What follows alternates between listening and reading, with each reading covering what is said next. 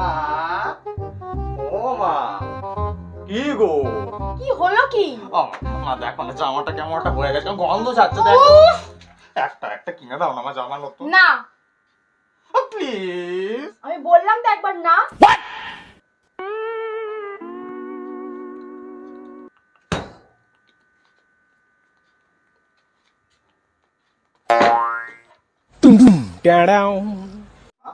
মামা, কি গো?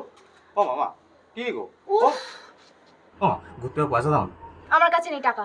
প্লিজ, ও মামা প্লিজ। আমি বললাম না আমার কাছে নেই।